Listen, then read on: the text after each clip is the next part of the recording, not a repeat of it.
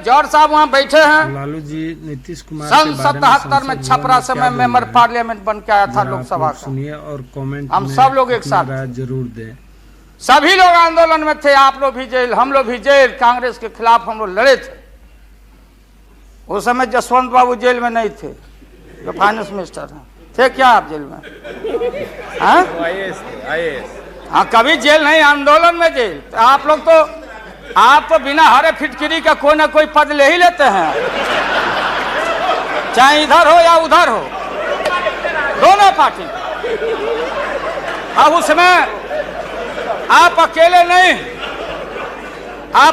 नहीं हैं। दिल्ली में ऐसे बुद्धिजीवी लोग हैं, बुद्धिजीवी, बुद्धि नहीं है लेकिन बुद्धि से जी रहे थे।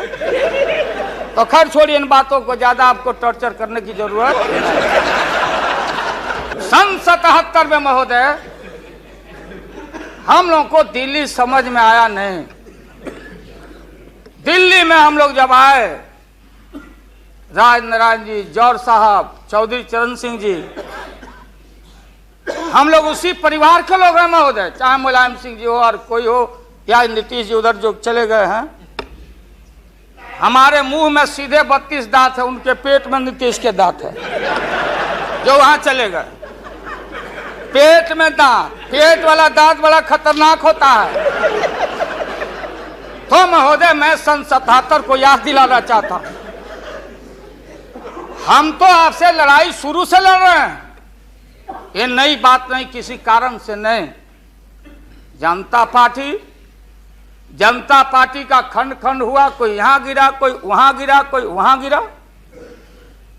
बंगलोर में हम लोग जुटे, नाम का सारा झगड़ा, ये सब बात।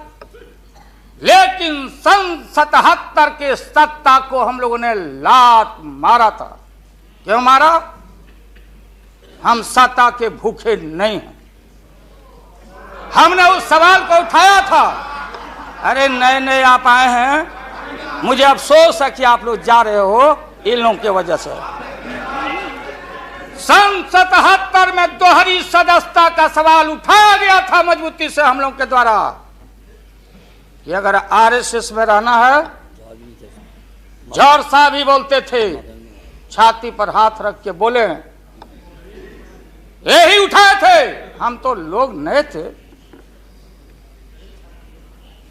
हम लोगों ने कहा था या तो आरएसएस में रहिए या तो जनता पार्टी में रहिए। दोहरी सदस्यता नहीं चलेगा इस मुल्क में, और देश के सेकुलर कैरेक्टर और फाउंडेशन को हम लात नहीं मारेंगे। आपको याद होगा, इसलिए हम लोग टूटे और हम लोगों ने नारा दिया, चरण नहीं तो चुनाव।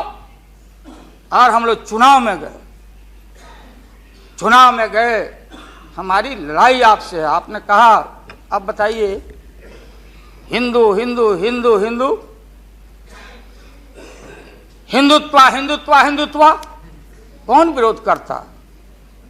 तो हम लोग के पुरोहित ये अडवाणी जी कैसे हो सकते हैं?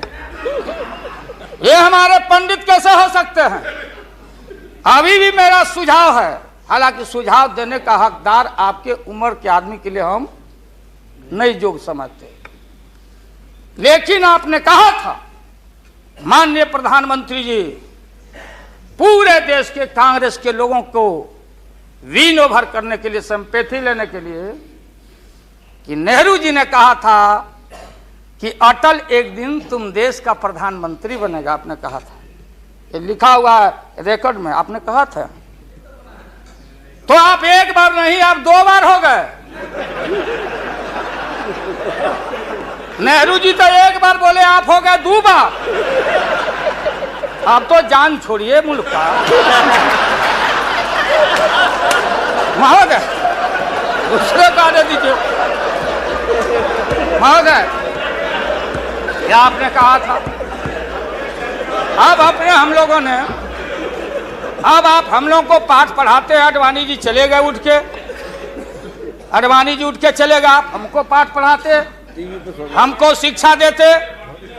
जब हमारे आदरणीय जो चोटी के नेता थे मुल्क के नेहरू जी जैसे लोग लोहिया जी, जयप्रकाश नारायण जी, सारा जो पक्ति के उस समय नेता थे, उन्होंने आपको जरूर आशीर्वाद दिया और उनके आशीर्वाद से 2 बार आप हो गए। कहीं मेरे चाचा बैठे हैं, गफूर चाचा, कहीं मेरा भाई बैठे हैं नीतीश कुमार, कहीं हम लोग के गुरु जौहर साहब बैठे हुए हैं, गुरु थे हम लोग के पुराने गुरु जौहर साहब के कपड़ा में, लता में, अरे भाई रुको ना भैया, सुना करो ना, कोई परिवर्तन नहीं हुआ। आप देखेंगे कि हम लोग टाइट कपड़ा पहन के आते हैं। जौहर साहब का पोशाक देख लीजिए, और बिहार में जाते हैं तो फिर वहां पोशाक आप देख लीजिए, अरे भाई फटा, यही स्थिति उनकी रह गई, अब उनका क्या दोष हो सकता है।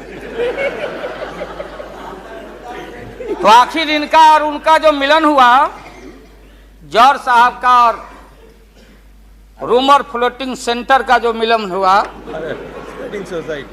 तो ये बड़े सोच समझ के हुआ। कहाँ फंसे हुए हैं जौहर साहब?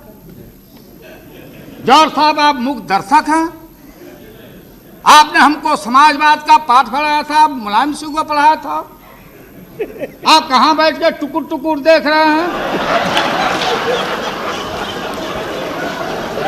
ये है, लेकिन धर्म अधर्म की बारी आई है, आज गद्दा चलाना पड़ रहा है तुम्हारे पीठ पर हम लोग को।